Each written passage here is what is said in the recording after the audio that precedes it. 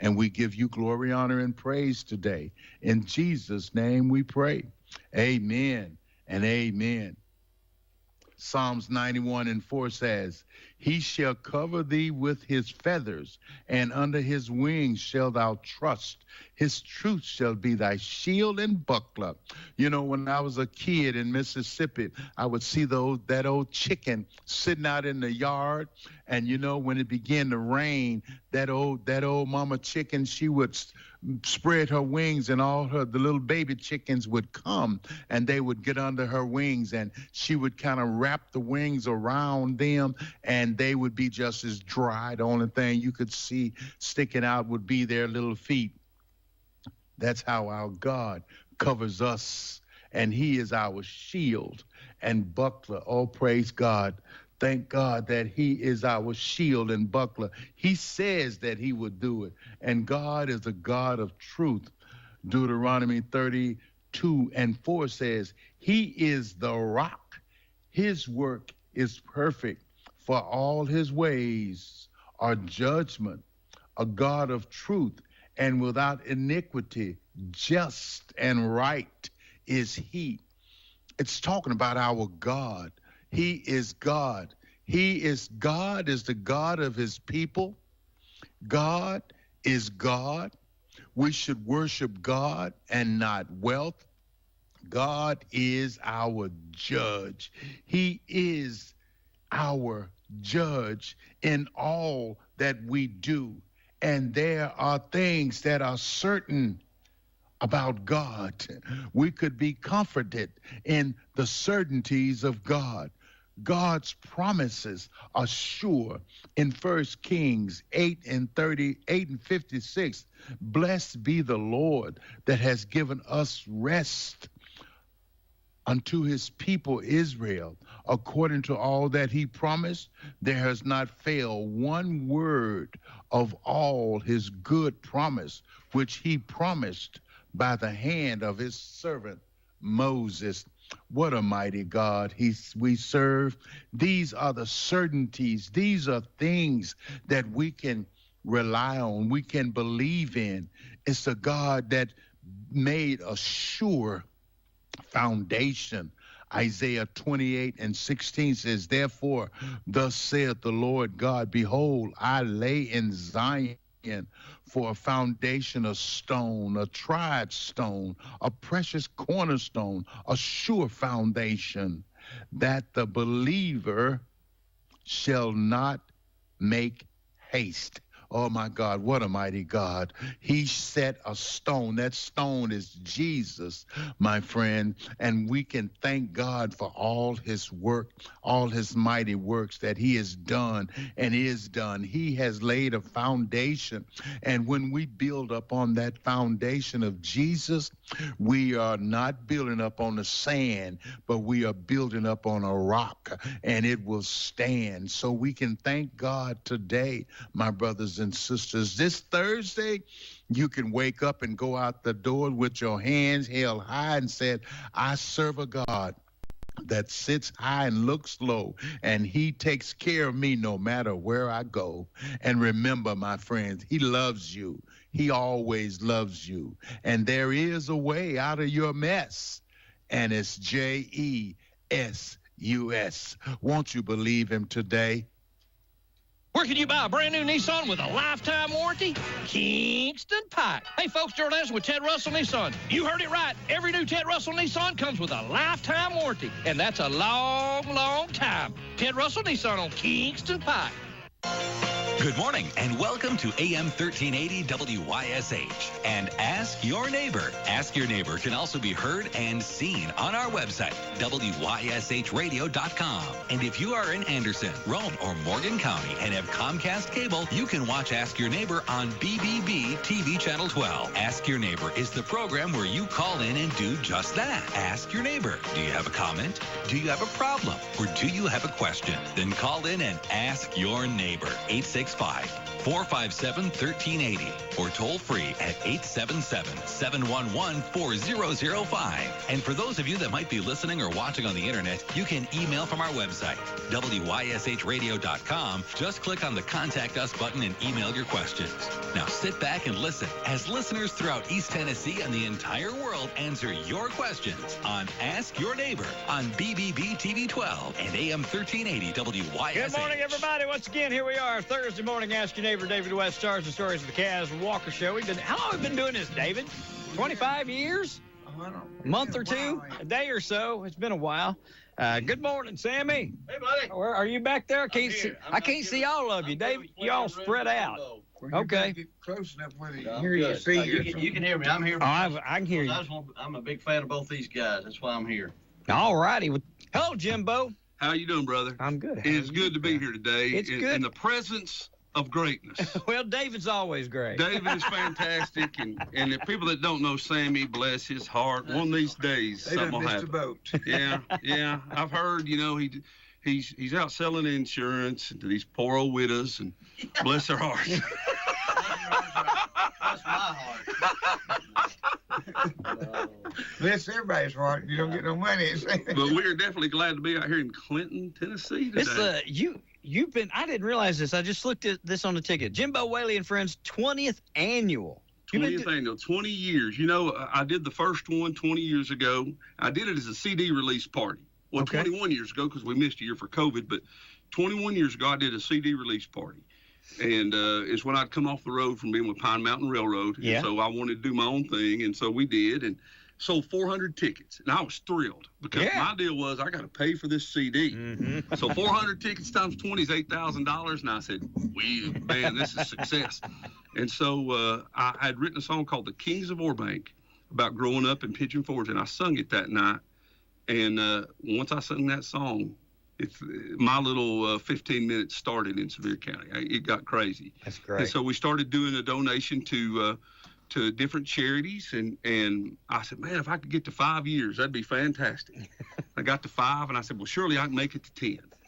And when I got to 10, I said, okay, I'm going to get to 20. So here we are, 20 years. Unbelievable. Goes quick, doesn't it? Oh, my gosh, it is unbelievable. When I look back at old pictures and stuff, to see my kids, Olivia, who was a year old during my first one. Wow. And so she just turned 21 years old. And so it's just crazy. It's crazy. But it's been fun. God has blessed us like you would not believe. It's been a blessing. You were talking before we went on the air about financing furniture and everything else, buying that first Martin guitar. Did David let you tote the note, or did he make you pay cash? Well, I actually paid for it. My wife couldn't believe it. And, I was telling David, I know a bunch of people that always said, you want a Martin guitar? Sure. You go to Ciderville. That's where you go get it. He's the top Martin seller in the world.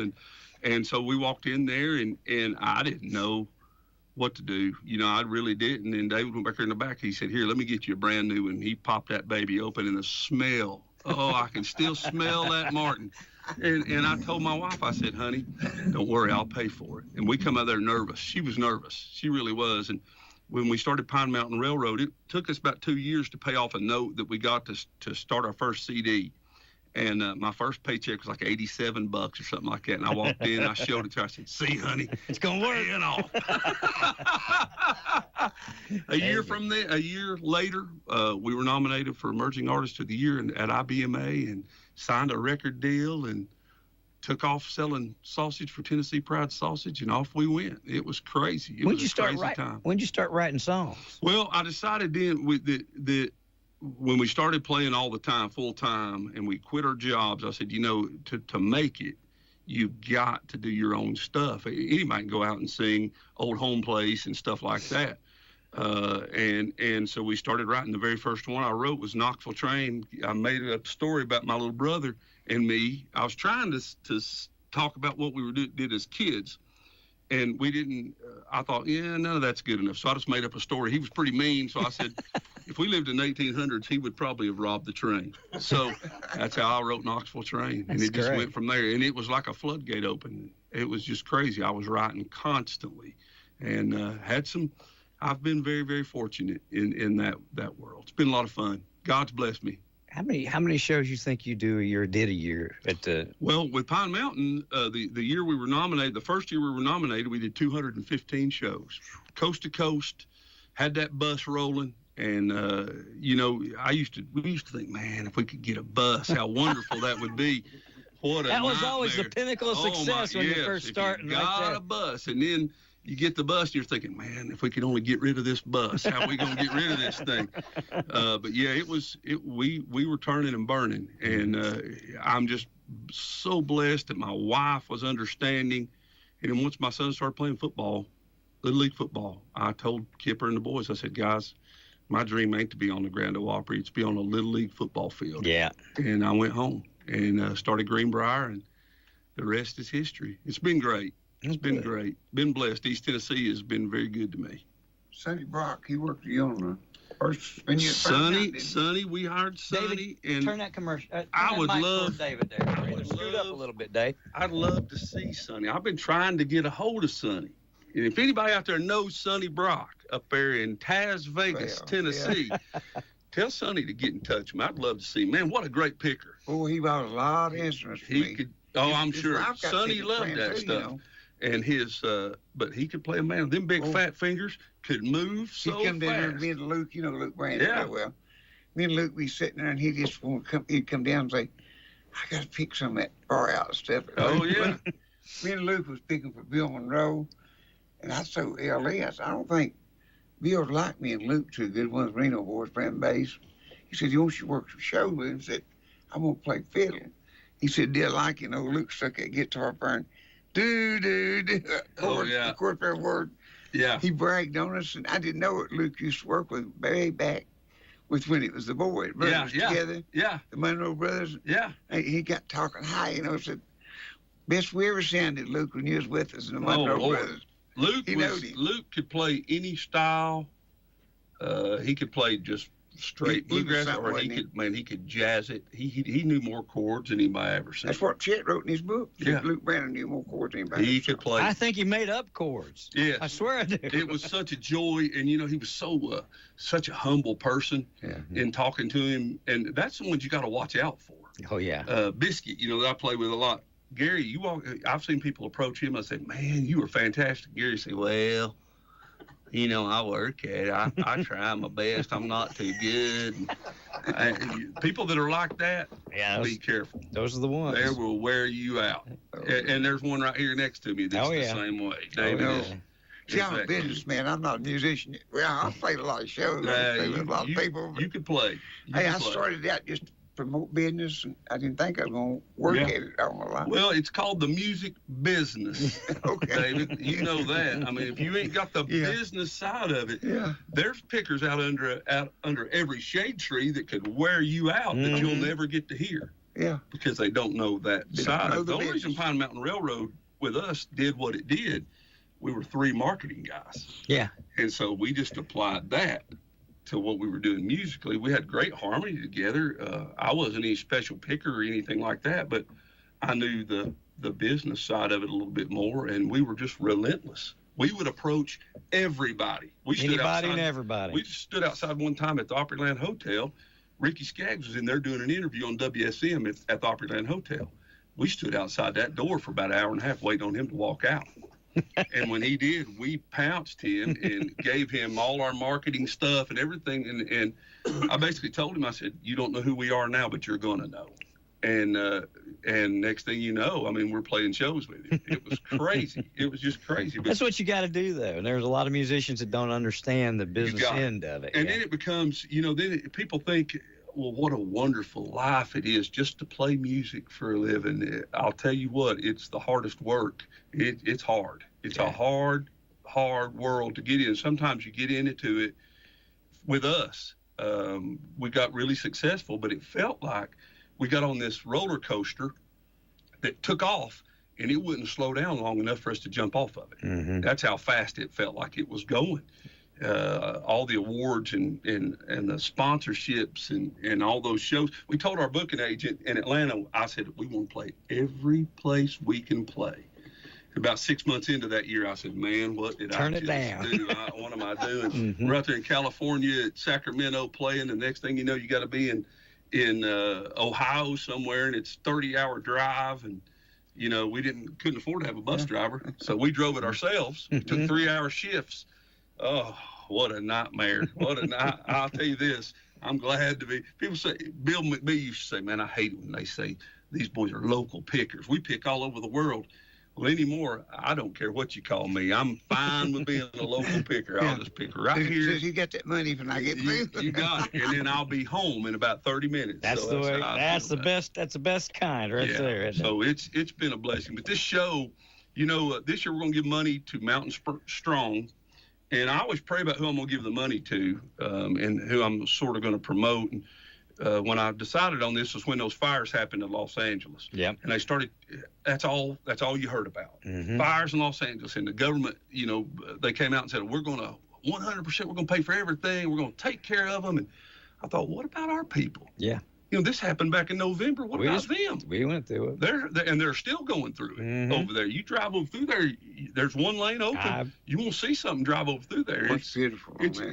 But it's incredible, the devastation that happened. So I reached out to Cock County's mayor, Rob Mathis, and he got me in touch with Daryl Brady, and here we go. We're going to promote them and give them some money. And what's the organization doing? Where are they focusing on up there? It's Cock County, and it's families and businesses just like the rafting companies.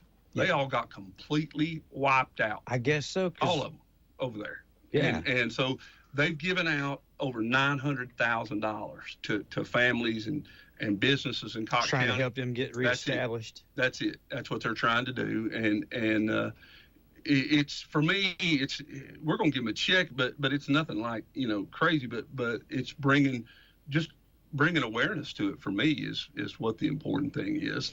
Keeping awareness for it. You know what I mean? That's right. It's in the rearview mirror for a lot of people already, but it's not. When it first happens, everybody's like, oh my God, we got to take, they were turning people away. Yeah. Like, no, we don't need any more bottled water. We don't need any of that stuff. And now their attention somewhere else. Our federal government dropped the ball big time up there. I don't know that they're making up for it now, but they dropped the ball big time. I would say people that if you were going through it, you'd be really mad right now. I wouldn't blame them a bit. I don't blame them. Not at all. So that's what we're going to do. We're going to have a big time, man. It's always been great, and we sell about 1,500 tickets at Country Tonight Theater, and after 20 years, it's down to, I don't know. We just line up and go. When we get pickers like I've got with Abby Tungett on the fiddle and Biscuit playing banjo with me, I'm going to have Kipper Stitt and Mike Gwynn come in, so they're going to get a taste of the very first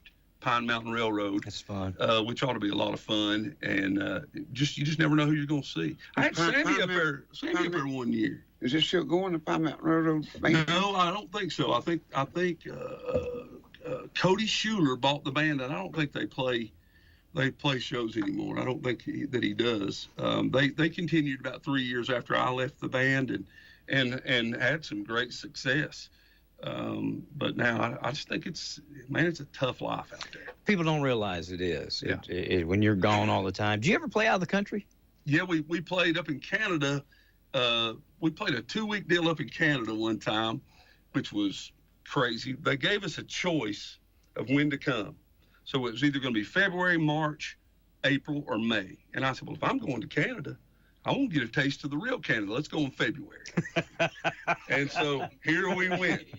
Man, when you stepped out of the car, your nose hairs would freeze. That's how cold it was. When you took a breath in, and it's like, oh, my God. So we were at a place called Owen Sound one time, and we were there we got over there. Snow it wasn't coming down at an angle. It was going straight sideways at wind blowing, and I looked outside. It was about 2 p.m. We didn't play till 7 that night.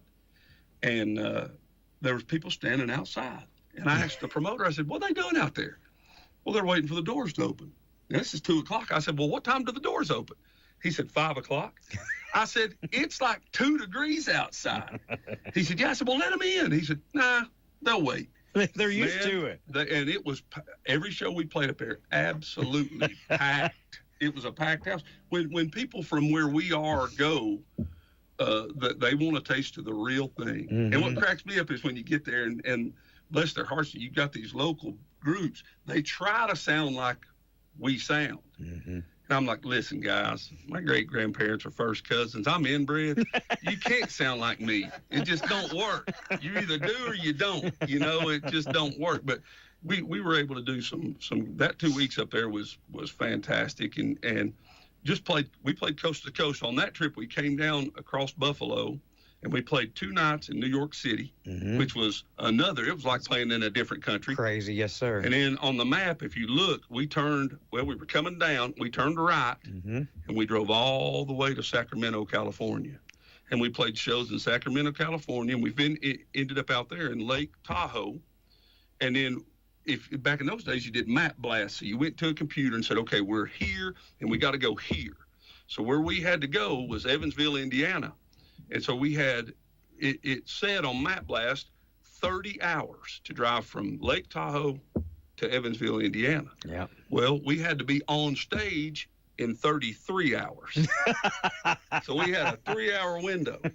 So we come off stage that night in Lake Tahoe, cranked that bus up, and we stopped one time to fuel up. Cow. We didn't stop to change drivers. Don't ever do that. Don't do this, but you would get in behind whoever was driving, wait till you got a good straight stretch of road. And switch it. They'd jump out, and you'd jump in, and off you'd go. You just kept going. You made it in time. And then you'd have to get off the bus. You'd be so tired.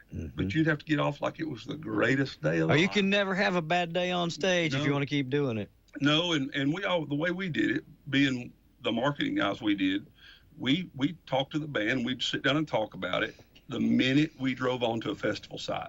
The minute we were working. Yeah. And we worked until we went off that festival site. If it was an overnighter, and we were in one time in Superstition Mountain, which is out there in Phoenix. Yeah, I know. We were playing. We had an overnight out there, and I was out working all the campfires. Oh. I went out and did all the jams. Oh, and yeah. I'd be sitting there talking to everybody, and they'd be, hey, ain't you Pine Mountain Railroad? I said, well, no, I'm not. I'm one of them. Yeah. But our whole deal was, let's get booked next year. Yeah. We want next year. And so we worked it, man. It was great. It was a great fun time. I'm glad I don't do it anymore full time, but it was great. It was great. The show's coming up, what, the 22nd? A week from Saturday. Yeah. Wow. Week from Saturday. You go to JimboWhaley.com to get your pictures, or I think, Sammy, you're going to give some away here in a minute. We're going to give 4 away. Madison Insurance Group is helping, being a small part of the sponsor, but we got 4 here we'll give away. Ron can give them away whenever he wants to. You guys just, you tell me. They're yours. We'll do what you want. Yeah, real quick, before one of the guys that's going to be on the show this year is Matt Ledbetter. He's there about every year you do it. Yes. Matt and his daddy Phil, of course, we're all, I got to speak at his funeral and did his funeral with Con, but Phil was he's a great friend. But Matt, he's a fantastic picker. Oh my God! Everybody. Yeah.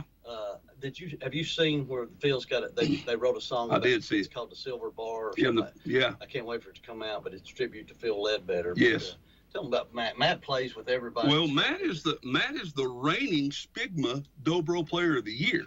Wow. And which is a pretty big honor for somebody to get. And it's funny because I saw the pictures, and I called him and I said, Matt, did you even know you were nominated? He didn't have any thought that he was going to win, and he wore blue jeans and tennis shoes and a T-shirt into this place, and then he ends up winning the award and got up and had to speak. But man, Phil was a fantastic player. That's all there is to it. Everybody called him Uncle Phil. Yeah. And Phil was known in the circuit where we would go out.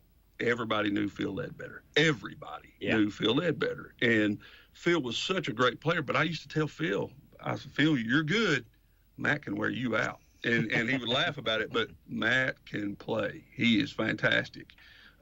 Matt being there is a big honor. Having Biscuit there, when you have a 5-time national banjo champion and a Hall of Fame member and Dolly Parton's banjo player that you get to play with, it's wonderful. Roger Helton will be there that night. Roger can play everything, but guitar, Roger's just magical with that guitar in his hand. Scott Karras plays bass he's from over here in Halls, and Scott's been with us since we started Greenbrier 20 years ago. Scott was playing with a band. I won't mention names and all that stuff, but we needed a bass player, so we got Scott to come start playing some shows with us. and the band he was with didn't like it. So they called and left him a message basically saying, hey, you're fired.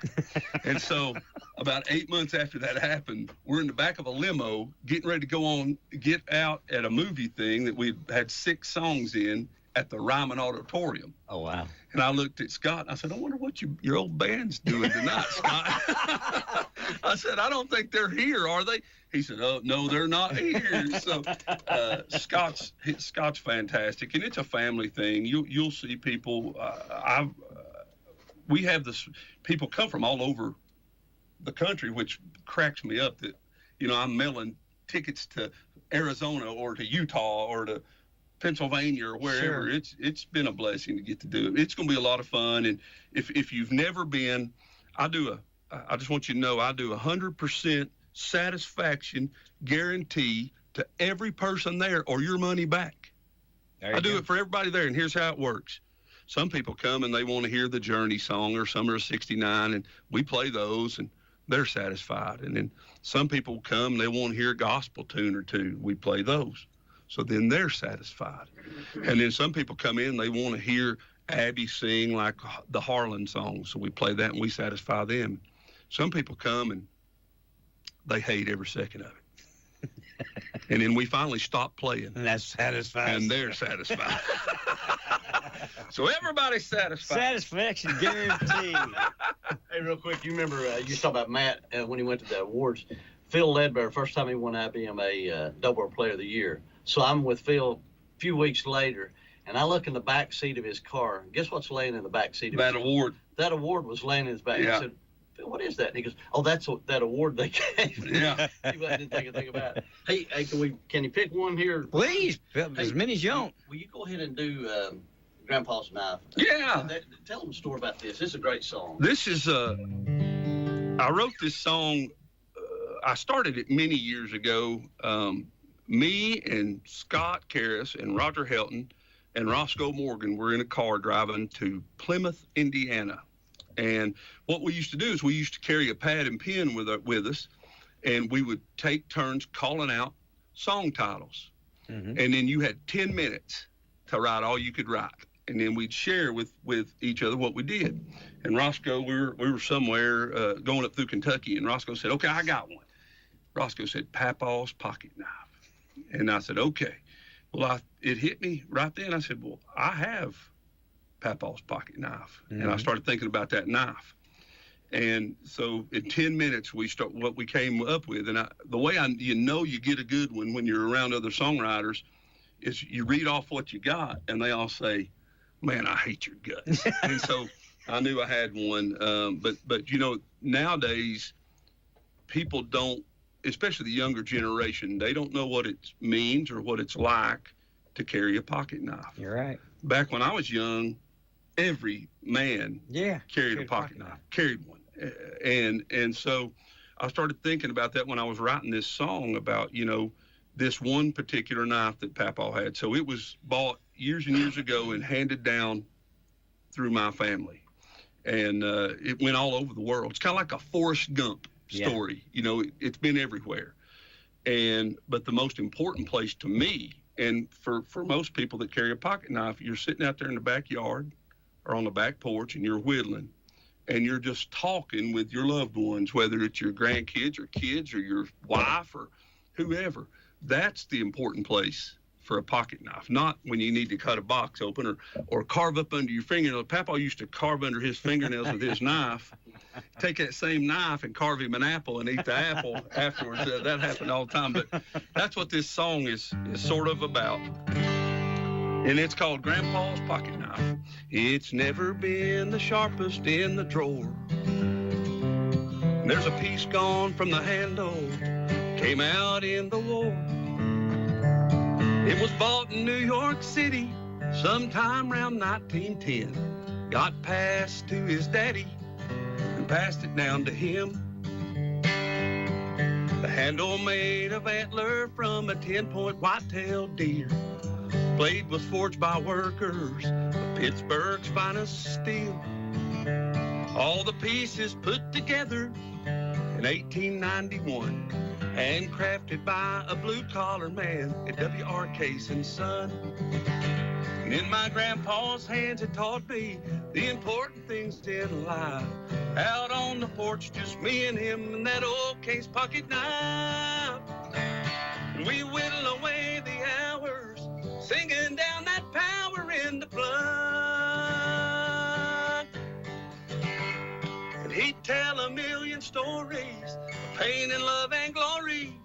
The memories rolled out just like a flood. And I learned lessons that I carry each day of my life. On the back porch with my grandpa, that old case pocket knife.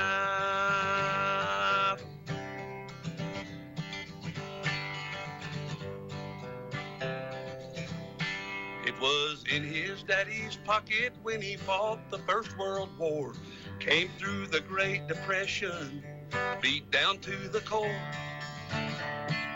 It answered the call again on a beach somewhere in France and cut its way through the jungles. Southeast Vietnam, passed down through generations, it has seen its share of things. And when I hold it, I can hear that voice deep inside me ring. 'Cause it was there as I learned lessons that have walked with me through life. When it was in the hands of Grandpa, that old case pocket knife. We whittle away the hours, singing down that power in the blood. And we tell a million stories, pain and love and glory.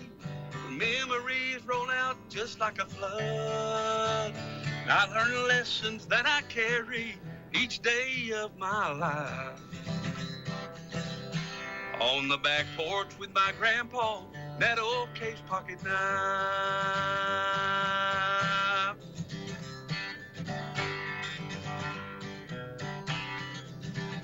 Now I sit out on the front porch, the dog, the kids, and me. Few sticks of wood, and we're all good, carving our own memories. We whittle away the hours, singing down that power in the blood. And I tell a million stories, pain and love and glory. The memories roll out just like a flood. And I teach lessons that they'll carry each day of their life. On the back porch with my grandkids and that old case pocket knife. That old case pocket knife. There is power, power, wonder-working power in the blood of the Lamb. There is power, power, wonder-working power in the precious blood of the Lamb. That's great. Thank you. Oh, that's great. I appreciate you doing it. One other person that's going to be at the show is one of my favorites is Turner Whaley. Oh, Turner. Tell them a little bit about Turner. Now, also, Ron started playing Zach over on Merle FM, Zach Top. Yeah. And, Turner had a chance to work with him. Turner met Zach back before Zach became Zach, and back when Zach was just bluegrassing, and they hit it up real good at Spigma. Mm-hmm. But my son Turner, he didn't have a choice because his childhood was Pine Mountain Railroad, and I can still hear. We used to do. Like on Hee Haw, they do, we love the time we spent with you, shared a song and a laugh at that song. Mm-hmm. And when we get to the end, Mike Gwynn would say, and folks, we'll see you the next time you take a ride on the Pine Mountain Railroad. And I can still hear Turner say, see you next time you take a ride on the Pine Mountain Railroad. And so Turner's first time on stage with us was at Loudon at the East Tennessee Fiddlers Convention, which was a big deal. That was a contest back in the day. You remember that, David. And if you won, when we won Loudon, we decided if we can win Loudon, we must be pretty good. So let's go ahead and just try to do this. But Turner, that day we were down there in that contest, Turner had bought, or my dad or somebody had bought Turner, a little wooden banjo with yarn strings. And Turner would walk around the festival grounds there And when he would catch somebody's eye, he would turn and act like he was picking the hound out of that thing. And he'd get done. He'd say, "Thank you." And they'd clap for him. And then he'd open his pocket up. And he'd look at him like, okay, come on. And in the $5 bills would go. By the end of that day, he looked like he had wings. His pockets were so full. But Turner being part of the show, I've always tried to include my family. Olivia, my daughter's going to sing. Ginger's a big part of it. But Turner's, who knows what he'll sing, but then the little girls chase him around forever. But he lives in Knoxville now, so he's a Knoxville boy. He's a good-looking young man as well, but he's doesn't look like his daddy at all. No. But he's a really good singer. He's got that high lonesome sound. He does. And he's really good.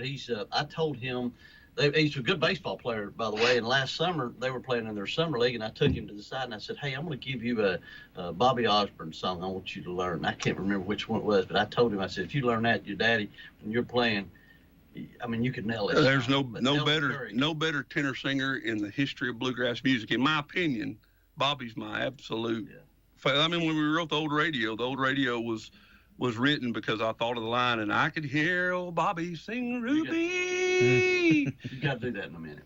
Do that before in a minute. But the one that Del McCurry he's got a lot of soul in his voice too. Turner's got that.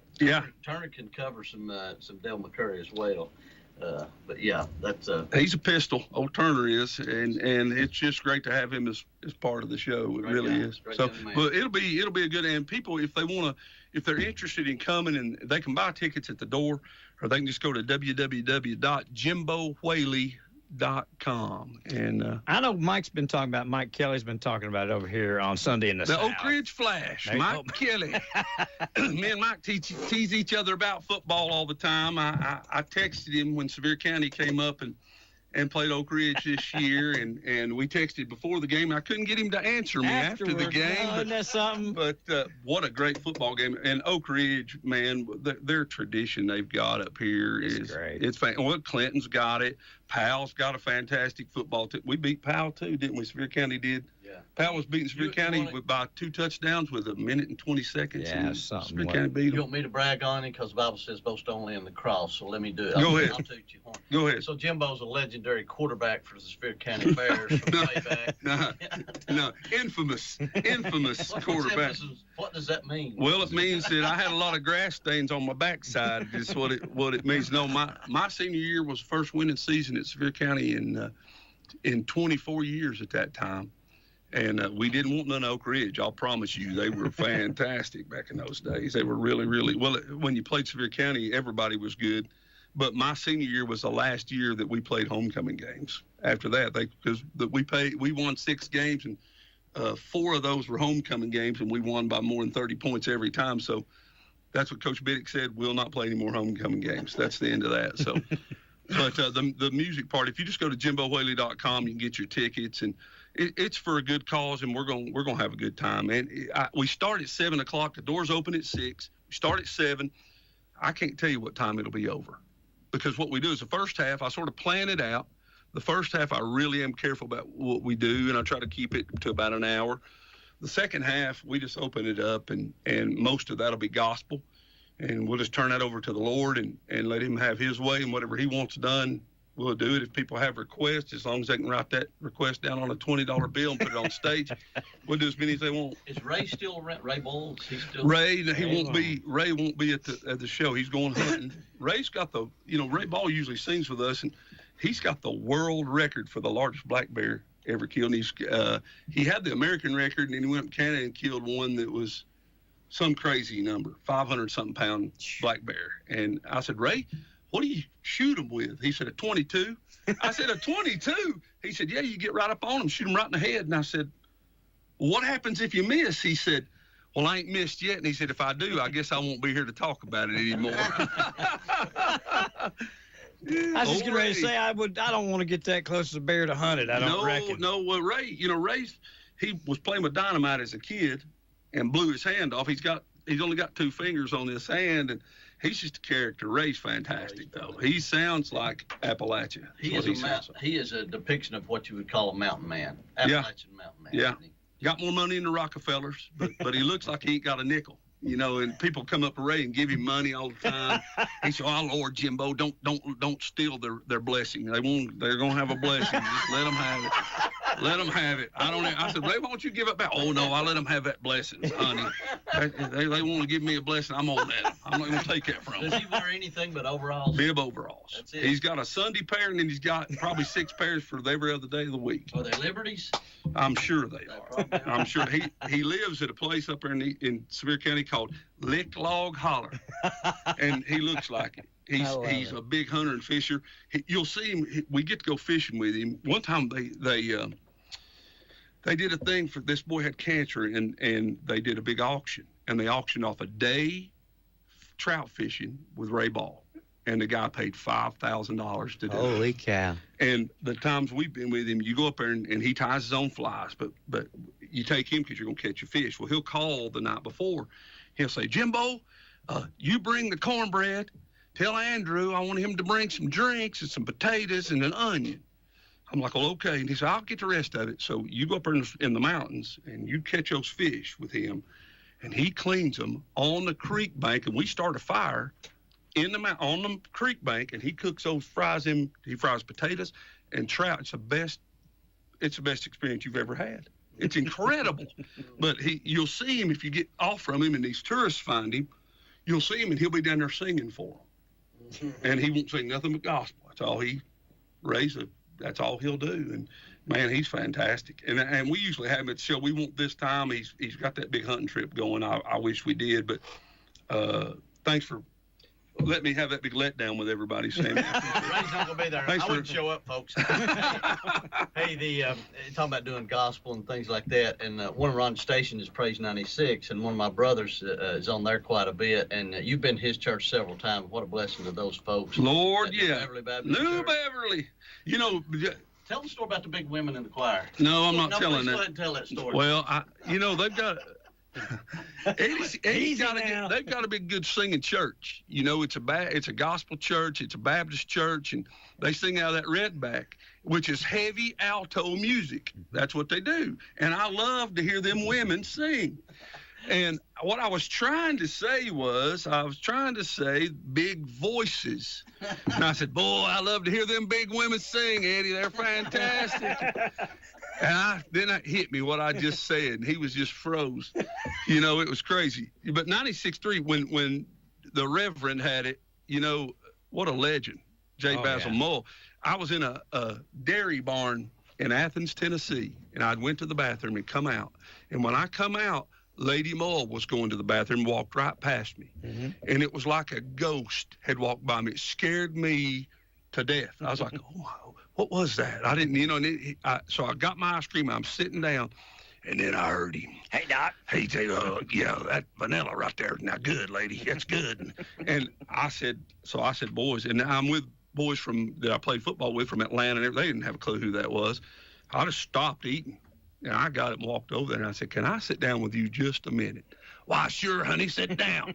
And, oh, my, legend. How long did you stay? Oh, about an hour. I sat there. Yeah. They ended up all leaving me. Yeah. They all just left.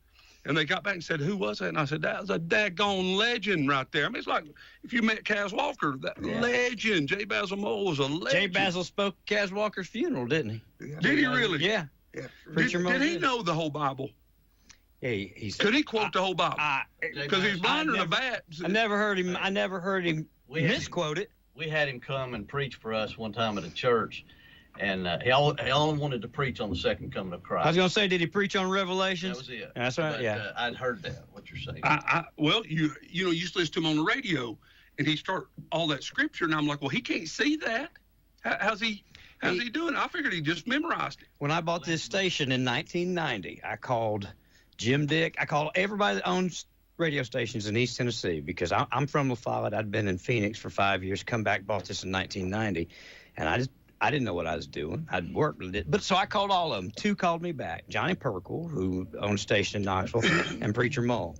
And from 1990 until Preacher Mull died, he called me once a month. "Hey, Doc, You need to go get this station up here. He'd tell me. And so when he passed away, of course, Lady Mull ran it. When she passed away, Charlotte ran it. Yeah. And Charlotte passed away, and Doug, his grandson, had it. Right. His grandson got ready to do something else and called me, and he said, Papa always, he called him grandfather. He said, grandfather always said, if I sold this, he'd like you to have it. So he said, I'm going to sell it. And that's how I ended up with it. So I bought it in 2016, and I've had it ever since. Man, Sunday mornings when I was a kid, we'd spend the night at Mama's, and Papa would get up at 4 in the morning, and he'd play guitar, and I could still smell that coffee. And we'd be getting ready to go to church, and the singing night, the hour, the show would come on, and it was just wonderful. It was absolutely wonderful. What you got up next there, lady? Well, here's the inspiration, singing, climbing. So we would, as kids, we would do the show. Yeah, you did. We would do the show, and they've got audio cassettes of us doing it. Mm-hmm. What you got up next there, lady? What's up next? That's a good. Now, don't forget now, next week at Carnes High School, we're going to have us a singing. Oh, it's going to be good. Yeah, we're going to have. And she'd name them, the Hoppers and Hopper Brothers and Connie, and they'd name them all off. And what a just legendary deal. And then Kaz, one of a kind. Oh, one of a kind. Let me tell you a Mull story. Well, we're cutting a lot of commercials for Sideville. Yeah. And so Mr. Walker was in a lot of our commercials. And Bill Carlisle told me, he said, I'll come up and do one.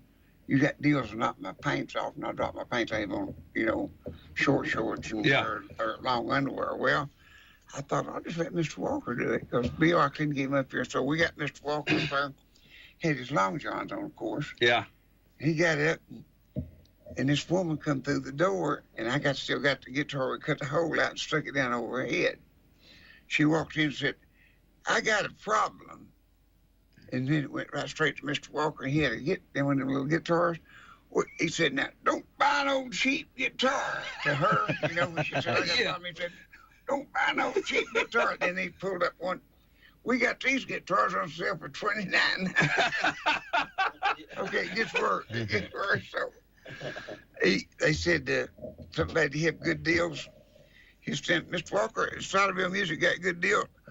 He's standing holding that guitar in his hand. He said, we got deals that'll knock your paints off, and his paints falls, and they're using his long johns. Well, we run it on Mulls. I always on singing convention. But when we did, they called me from BR and said, David, if you got another commercial we can run, I said, I don't know how he saw this. Preacher Mull got up, evidently he saw it or something. Didn't like it. He said, I don't want Mr. Walker there dropping his paints. Oh, my gosh. Okay, listen to this.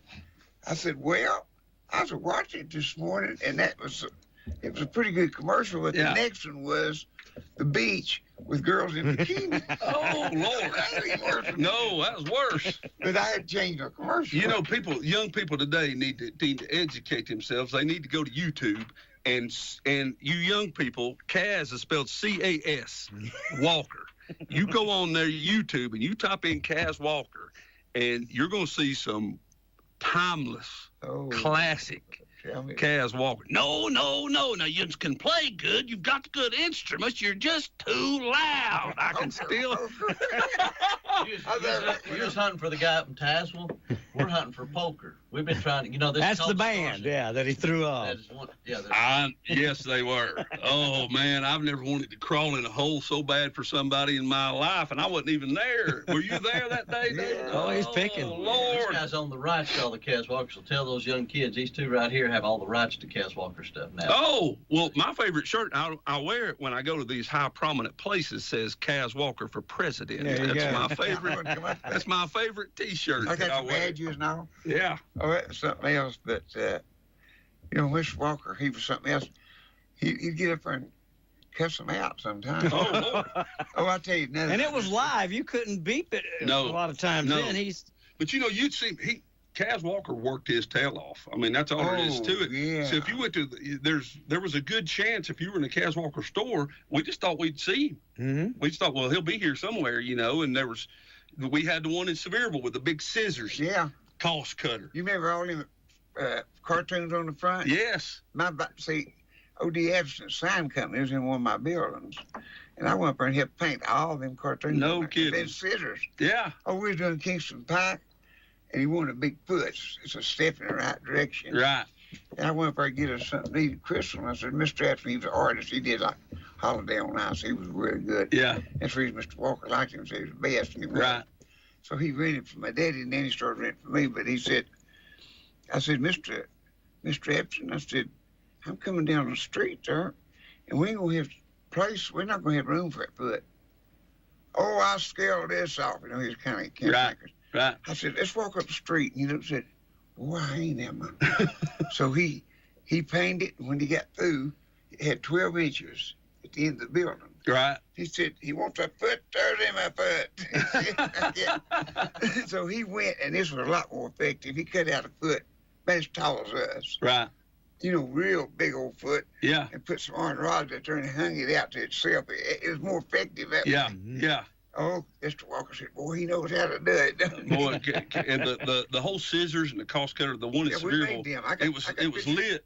They got lit, so they'd be lit up open, and then they'd light them up closed. And down there where that was, that store, Mama, we was Pigeon Forge boys when we went to Sevierville. That was going to town. She said, boys, I've got to go to town. You know, to town is what she called it.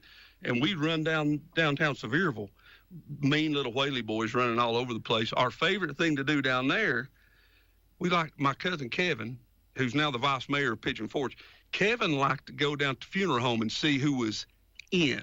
And so he'd say, let's go down at Rawlings and see who's in, boys. And we'd go down, and he would dare you. He'd say, I dare you to go in there and touch them. And Kevin just had an infatuation with wanting to somebody daring us to go into a funeral home in the middle of the day and touch people in the caskets. So now, if that ain't country, I don't know what is. Don't get any more country Tell than them that. about where Greenbrier. The Greenbrier, is that the community? Yeah. And then Orbank, maybe you can sing that one in a minute. If you Sure. Yeah. Greenbrier is where I come up with the name Greenbrier, is just north of Gatlinburg, in between Gatlinburg and Cosby is Greenbrier. And that's where all my people come out of, all my family. When you said Gatlinburg, I was going to ask you, and I don't want to forget to do this. Were you the night L.E. wrote the song? Rocky Top. No, nothing cold as ashes after the fire. Because I wanted to mention about Hearthside Cabin Rentals. Well, they were in a cabin. Weren't y'all in a cabin and the fire went? Yeah. You know the Conway's song. Nothing cold. Oh, yeah. After the fire's gone. Yeah. There when they wrote that song. Yeah. And So L.E. was sitting up there in one of them chalets, and he's cold.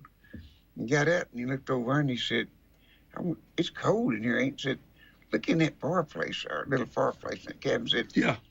I mean, it's cold. Said, I bet you it's colder out here than it is in that old fireplace there. And he said, but you know, there ain't nothing. He just said, there ain't nothing cold as ashes after fire on out there, all that cold. Wow. And he said, that's a good idea for a song. And there it went. Yeah. And then we wrote one, You Love the Hurt Out of Me. You got to hear something in him wrote together. Yeah. You got an Appalachia Dream. Yeah. And here's one he wrote was, if I tried as hard to keep her as I did to get her, she'd still be in my arms tonight. That's a good thought. Works, doesn't it? You know, the songs you hear now, it seems like these new guys, they all sound exactly the same, and they all talk about the same thing, about getting drunk. And they don't have no stories or no plans. No, when you're singing no about your grandpa's pocket knife, I thought to myself, we just don't have that anymore. No. That storytelling, that passing down of it's just today it's all commercialized. Well, you want me to do a little Kings? I want you to do one, and while hang on, boys. While he's doing this, okay. Hang on just a second. While Jimbo's doing this, I'm going to take the first two callers, and the first two callers, I'm going to give a pair of tickets to the concert. It's Saturday the 22nd at the Country Tonight Theater. So first two callers, while Jimbo's picking this tune, I'm going to give you guys free tickets. Take off there, Mr. Blair. This is about growing up in Pigeon Forge, but it's about growing up anywhere. It's just all grown and everything's changed, and that's what this is about. Kevin and Keith, Andrew and Aaron, Richard, Engel, and me, all piled on to a pale blue scooter, riding up the street. We could ride all day long on 50 cents of gas, ruling the road called Orbank, now hidden in my past. My mama lived on Orbank Road, just below Jake's farm, kept us fed the best she could. There you felt no harm. Papa would say, you better check them for horns. Them boys are just too mean. But all she saw was halos. Treated us like kings. Boys, wash your hands up for supper. Sit down and bow your head. We'll thank the Lord for this day that he gave us. Then it's Duke boys in bed. Back when our town was simple, the highway wasn't so wide. Sometimes when troubles of this world surround me, that's where I'd like to hide, where the kings of Orbank reside. You'd go to church when the doors were open, and everybody knew your name. And Aunt Mary Lou would cut your hair, so all the kings looked the same. That's what we did in our little town before the world moved in. Butler's store, Remax Drive-In, Walmart was just called the Big Inn. Now tonight, if I just sit real quiet, somewhere in my mind, I feel that wind blowing on my face, and I hear that scooter whine. For memories are all I have to remind me of that old home. The kings have all grown up and moved away, raising kings and queens of our own. Boys, wash your hands up for supper. Sit down and bow your head. We'll thank the Lord for this day that he gave us. Who shot JR then bed? Back when our town was simple, the highway wasn't so wide. Sometimes when troubles of this world surround me, that's where I'd like to hide, where the kings of Orbank reside. Kevin and Keith, Andrew and Aaron, Richard, Engel, and me.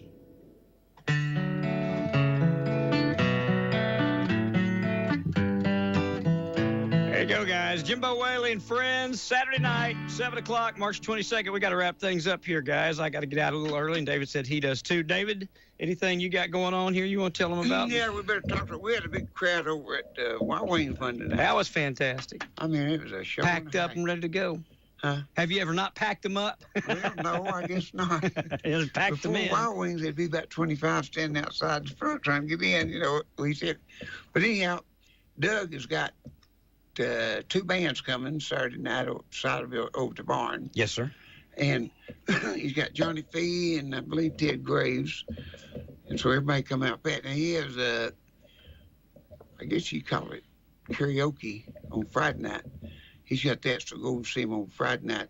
That's Doug Green, and go over and he gets you on Friday night to get you up there and let you sing or what it is you want to. If you need a good sound man, he's really good at sound. Don't get too little or too big. He does all of ours and a lot of people's. But anyhow, we need to tell him about the store.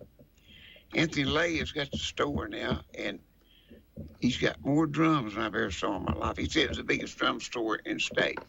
That's great. And he's just got half of them in there. Of course, we'll run out of room. He's got 3 rooms of He'll drums. start putting them in the parking lot next. He'll have to. I said, is this all your drums? I got this many more at home. I ain't brought them in here yet. But he's got a lot of them. He's doing real good, and he's got a great repairman over it. It sets him up. He's been working at some of the other stores, and he come out there and set him up for shopping, but he can do sit-ups and all that. He's got some high-dollar guitars to work on. I want to tell people, too, while Jimbo was singing, Gary Davis and Owen Bailey called in. That's who won their tickets. They're going to come up here. Will you set them right there behind Well, that's wonderful. Be sure you guys, when you're at the show, come up and let me know where that you were listening in on Merle FM. I'd love to hear that from you. I really would. Thank you for letting me come up and be a part of this. I really appreciate you guys very, very much. Thank you, Sandy. I'm glad. It's good to have you. I hope you'll come back. Man, I'd love to. Yeah, like I said, it's been 5 years. It's been COVID. Yeah. I mean, it's been since then. So. Normally we roll. We just go till we stop, but Right. David's got to go and I got to go places today. So. Well, unfortunately, I have to work for a living, so I've got to do the same. Yeah, Hearthside Cabin Rentals. If anybody wants to come up and stay in a cabin, just go to hearthsidecabinrentals.com. I've got all kinds. We've got 1 bedroom that sleeps 2 people, all the way up to 26 bedrooms that sleeps 108. So you can't tell me you can bring everybody. We don't care. Come on and have a big time. We don't allow fraternities. So for those of you partying out there, sorry, stay with GatlinburgCabinRentals.com. But no, it's great business. I mean, if you're going to live in Sevier County like I have my whole life, you're going to work in tourism. That's just what you're going to do. I started my professional career at Silver Dollar City, sweeping floors at Miner's Diner, and then I became years later the director of sales and marketing at Dixie Stampede, and I worked in the hotel business, and now I'm in cabins. So just trying my best to keep these dirty, nasty insurance salesmen off of me. But I appreciate it. That's Madison Insurance Group. You can call me directly at 865-407-5011. Thank you, Vaughn.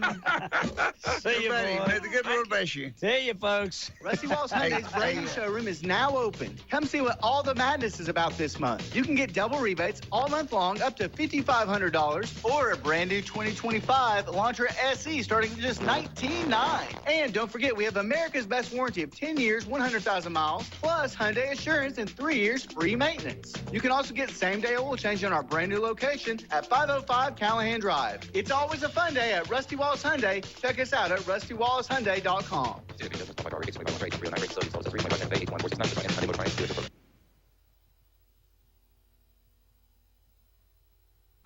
45 here. Let's get down to business. Everybody knows Medicare can be confusing. What with all the parts and plans and all, if you're confused about Medicare, just nip it right in the bud. I call the senior benefits team at Madison Insurance Group or visit their new website, straighttalkmedicare.com. You'll have all the answers to your questions in no time. That's straighttalkmedicare.com or call Madison Insurance Group at 865-425-7300. Tell them Barney sent you.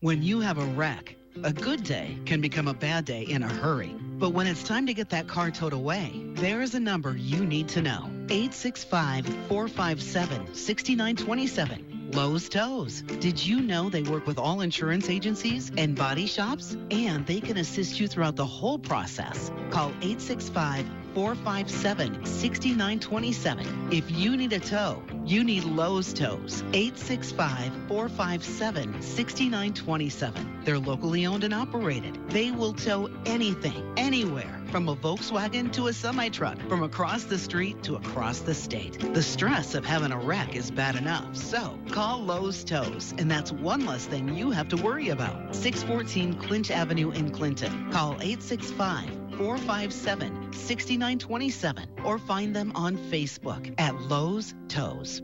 Happy New Year from Hammers. Get your new year started off right with new bargains from Hammers. Since 1952, Hammers has been bringing low prices and incredible deals to East Tennessee. The Hammers family will continue to make sure that our store provides the same everyday low prices from your favorite brands in clothing and home goods in 2025. We want our customers, old and new, to have the same great shopping experience as in the good old days. So come in and check out our famous brands like Carhartt, Wrangler, Columbia, Simply Southern, and many of the the latest Lady Boutique brands at Hammer's low prices. Redecorating in the new year? Stop by and check out our great selection of area rugs and home decor. So before you shop online, stop in at Hammer's, Clinton, Sevierville, Halls, New Tazewell, and Wartburg. A hometown retailer that supports the community you live in. Open 9 to 6 Monday through Saturday. And don't forget to check out Hammer's Instagram and Facebook. And remember, if you miss a day at Hammer's, you'll miss a bargain.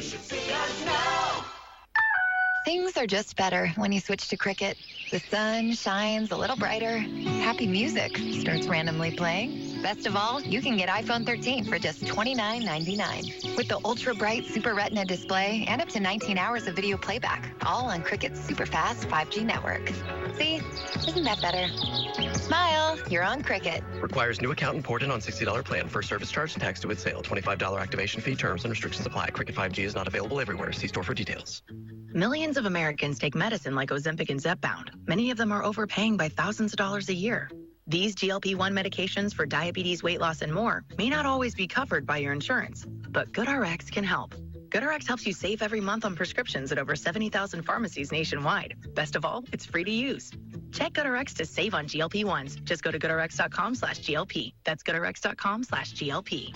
GoodRx is not insurance, but can be used instead of insurance, including Medicare and other federal and state-funded programs. Good morning. Have a great day. After a mild start, we'll warm into the mid-70s. It's going to be a little bit on the breezy side under partly to mostly cloudy skies as a weak little wave moves on through and can't rule out a couple of spotty showers. Overnight lows tonight drop down to near 50 degrees. As we get through our Friday, we'll go mostly sunny, warm, windy with elevated fire danger. We're topping out at 76. All eyes on our weekend forecast. All modes of severe weather are on the table. Track it with the East Tennessee Weather app. That's a check of your latest forecast. I'm meteorologist Mike Witcher from the East Tennessee Weather Center for AM 1380, FM 101.1, and FM 99.5 WYSH.